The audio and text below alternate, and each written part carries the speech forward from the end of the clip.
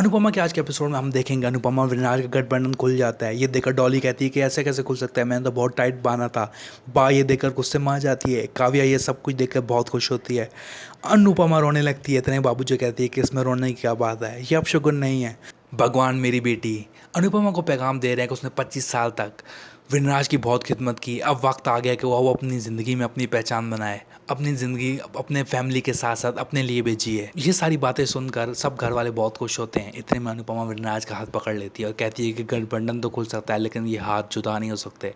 ये सुनकर सब तालियां बजाते हैं। इतने में वो आगे बढ़ने लगते हैं कि परितोष कहता है कि अब हमें शादी के बाद की रस्में निभानी चाहिए। दूसरा विनाश कमर में दाना होने की एक्टिंग करता है और कहता है कि मैं अपने रूम में जाकर थोड़ा सा रेस्ट करना चाहता हूँ। ये सुनकर काव्या बहुत खुश होती है और वो चुपके से विनाश के रूम में चली जाती है।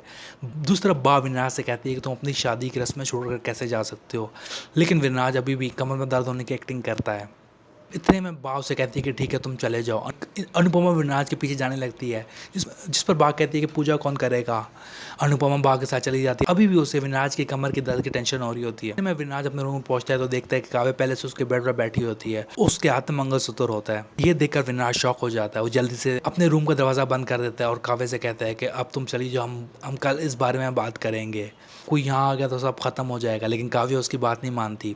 दूसरा अनुपमा दीपिका से कहती है कि मैं अपने रूम में जा रही हूँ, क्या तुम मेरे साथ आओगे, मुझे विनाश की कमर पर बाम लगानी, उनकी कमर में बहुत दर्द हो रहा है। दीपिका उससे मजाक करती है, कहती है कि अभी तो सुहागरात में टाइम। अनुपमा और दीपिका अनुपमा के रूम में आ रहे होते हैं कि रास्ते में उन्हें राखी मिलती है। राखी अनुपमा को उसकी विनाश की शादी पर मुबारकबाद देती है और इतने में वो अनुपमा से कहती है कि अब उम्मीद है शादी के बाद विनाश काव्य से ज़्यादा तुम पर ध्यान देगा। ये बात दीपिका को बिल्कुल पसंद नहीं आती।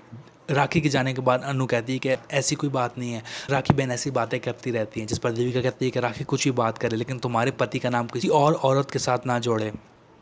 जिस पर अनुपमा कहती है कि मुझे विनाश पर पूरा भरोसा है। इतने में दीपिका कहती है कि इस बार मैं मान ही लेती हूँ कि मैं विनाश के बारे में गलत थी, वो तुमसे प्यार करता है। इतने में वो अनुपमा के रूम में जाने वाले होते हैं कि समर वहाँ से आता है।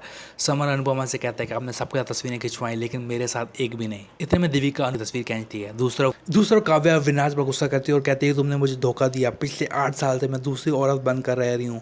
मैंने आज तक तुमसे सिर्फ एक चीज़ मांगी कि तुम अनुपमा से पहले मुझसे शादी कर लो, लेकिन तुमने वो भी नहीं किया। तुमने मुझे धोखा दिया है।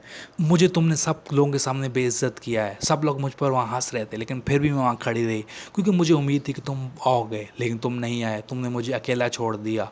काव्या बहुत गुस्से में होती है, वो चीज़ें तोड़ने फोड़ने लग जाती है। विनाश उसे समझाने की कोशिश करता है। काव्या कहती है कि अनुराग ठीक कहता था, तुम्हें बीवी चाहिए और दूसरी औरत भी चाहिए, तुम मुझसे कभी शादी करना ही नहीं चाहते थे। विनाश उसे समझाने की कोशिश करता है लेकिन काव्या उससे कहती है कि अभी तुम मेरे साथ चलो, सब घर वालों को बता दो कि तुम मुझसे प्यार करते हो। जिस पर विनाश कहता है कि ऐसा नहीं हो सकता। तुम्हें क्या लगता है कि बताने के बाद मेरे माँ बाप और मेरे बच्चे मुझे तुम्हारे साथ रहने देंगे? ऐसा कभी नहीं होगा। मैं जोश में कुछ ऐसा कदम नहीं उठाना चाहिए जिससे ये सब खत्म हो जाए।